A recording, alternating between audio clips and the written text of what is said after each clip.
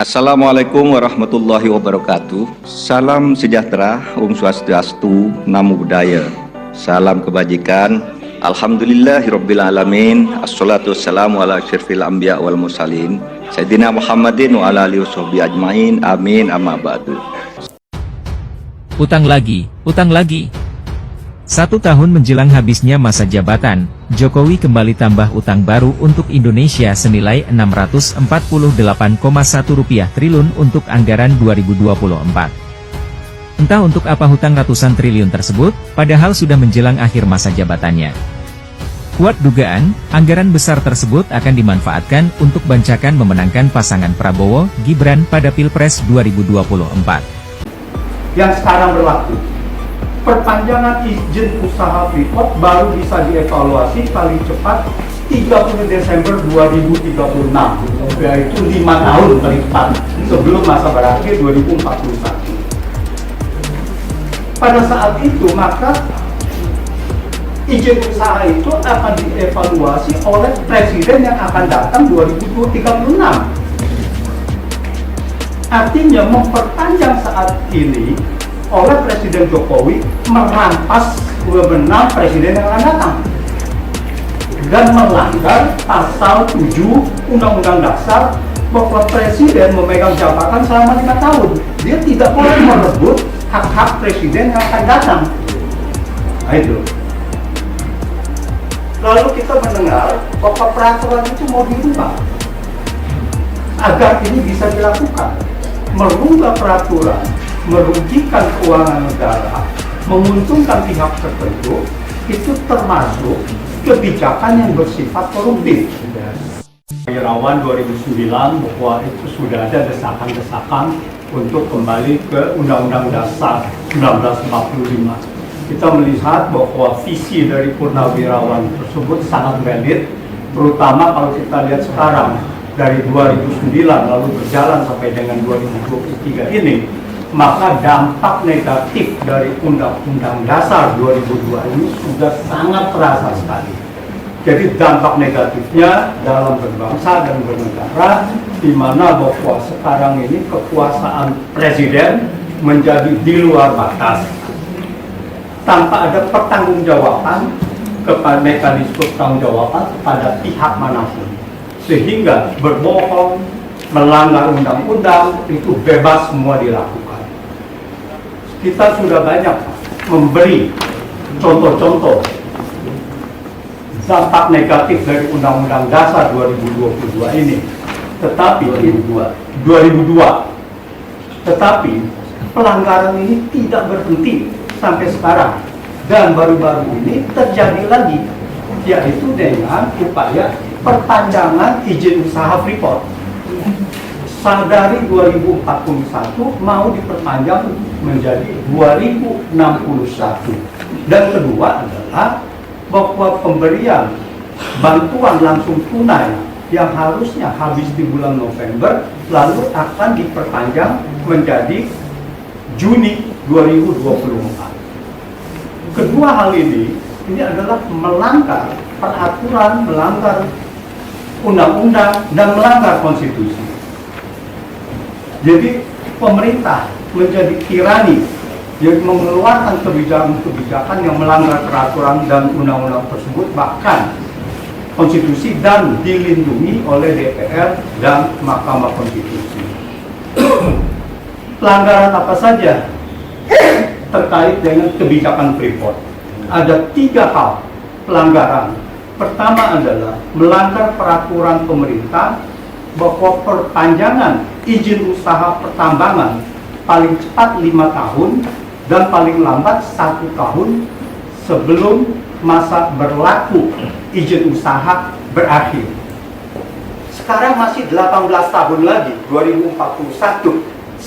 Sekarang 2023, masih ada 18 tahun lagi. Tiba-tiba pemerintah Jokowi mau memperpanjang izin Freeport itu. Itu yang kedua adalah Freeport sudah mendapat perpanjangan 20 tahun, harusnya adalah 2 kali 10 tahun, itu maksimal. Dia sudah mendapatkan dari 2021 sampai 2041. Harusnya setelah mendapat perpanjangan maksimal 20 tahun, yaitu 2 kali 10 tahun, tetapi itu pun dilanggar sekaligus dikasihkan 20 tahun, harusnya adalah izin usaha pertambangan khusus tersebut dikembalikan kepada pemerintah Indonesia. Kalau itu masih ada cadangan mineral, maka itu akan dilelang kembali. Tetapi sekarang ini bahwa perpanjangan sampai dengan 2061 jelas merugikan keuangan negara, menguntungkan pihak lain, dan harus bisa mendapatkan masuk kepada delik tipikor karena menguntungkan pihak lain, merugikan keuangan negara. Di dalam berita terkait Freeport, Presiden Jokowi mengatakan bahwa kita diuntungkan karena diberi kompensasi 10%. Kompensasi 10% adalah sogokan, karena harusnya kembali 100% kepada Indonesia. Yang ketiga, menurut peraturan yang sekarang berlaku, perpanjangan izin usaha Freeport baru bisa dievaluasi paling cepat 30 Desember 2036, yaitu 5 tahun paling cepat sebelum masa berakhir 2041. Pada saat itu, maka izin usaha itu akan dievaluasi oleh presiden yang akan datang 2036. Artinya memperpanjang saat ini oleh Presiden Jokowi merampas wewenang presiden yang akan datang dan melanggar pasal 7 Undang-Undang Dasar bahwa presiden memegang jabatan selama 5 tahun. Dia tidak boleh merebut hak-hak presiden yang akan datang. Lalu kita mendengar bahwa peraturan itu mau dirubah agar ini bisa dilakukan.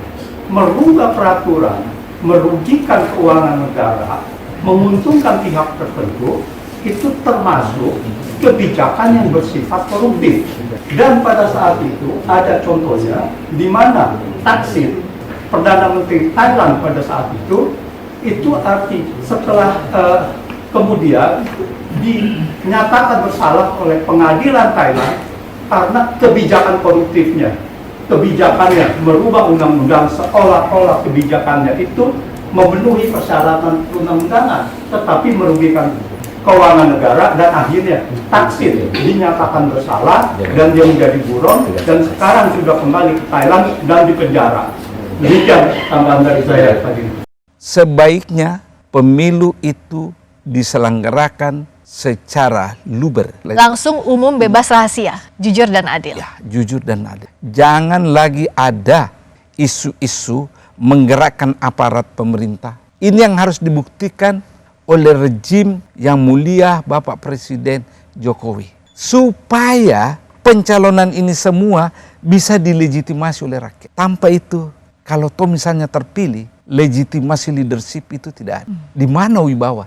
Tapi kalau dia mampu membuktikan bahwa pemilu berjalan jurdil, no problem. Belajar dari kasusnya Ibu Mega ketika dia presiden, di akhir masa jabatannya dia menyelenggarakan pemilu yang bersih, semua kan orang mengagumi Ibu Mega. Begitu juga SBY periode keduanya kan, dia menutup periode keduanya itu dengan sangat elegan, tidak bermain-main dengan penyelenggaraan pemilu. Itu saya Islah Barawi terus terang merasa bahagia dan bangga atas penunjukan dari PDIP sebagai cawapresnya Pak Ganjar Pranowo kepada sesepuh saya Pak Mahfud MD.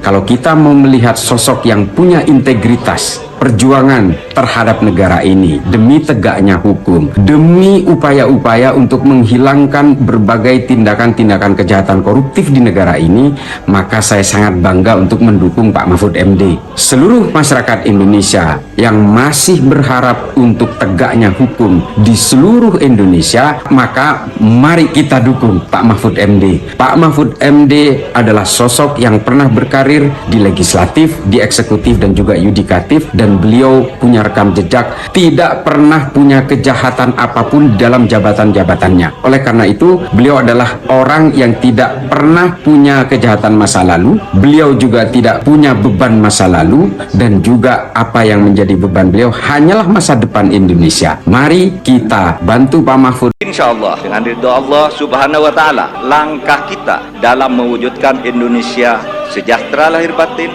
adil dan makmur, akan mendapatkan jalannya. Qabul. Mahfud MD adalah cawapres ideal dampingi Ganjar. Pengamat mengatakan sejalan dengan nurani rakyat. Mahfud MD yang akhir-akhir ini ibarat singa buas yang sangat ditakuti para koruptor serta politisi bermasalah, itu diyakini publik sebagai sosok yang tepat jadi cawapres untuk mendampingi Ganjar. Ya, Mahfud termasuk tokoh nasional yang bersih dan jujur. Merdeka! Tempat ini menjadi saksi bagaimana pidato Bung Karno selalu menggetarkan. Dedication of life disampaikan di sini, mengajarkan kita agar bisa mengabdi pada bangsa dan negara. Infrastruktur yang hebat, IKN yang tidak hanya memindahkan tempat dan ibu kota, tapi membuka mindset, merubah mindset untuk menjadi negara maju, termasuk hilirisasi industri yang akhirnya kita diperhitungkan oleh dunia. Hari ini kita meneguhkan hati, bekerja keras dengan api semangat yang tak pernah padam, menangkan PDI Perjuangan dan calon presiden PDI Perjuangan Ganjar Pranowo. Siap! Seperti Mbak Puan tadi sampaikan, itu juga Bapak Ibu yang mesti kita pertahankan, kita lanjutkan. Namun itu tidak bisa terlaksana kalau kita tidak menang hat-trick besok pagi. Bapak Ibu, itu tidak akan terwujud kalau kita tidak kompak. Maka pesan Bu Mega kepada kita semuanya, agar kita bisa bersatu, kita berdiri seteguh karang yang tetap tegar dalam gempuran-gempuran ombak sekeras apapun. 2013 lalu, pemilihan Gubernur Jawa Tengah, PDI Perjuangan dan Ganjar Pranowo memenangkan itu. Dan itu di bawah pimpinan Mbak Puan. Insya Allah kita akan mengulang kembali di 2024. Insya Allah. Mohon doanya.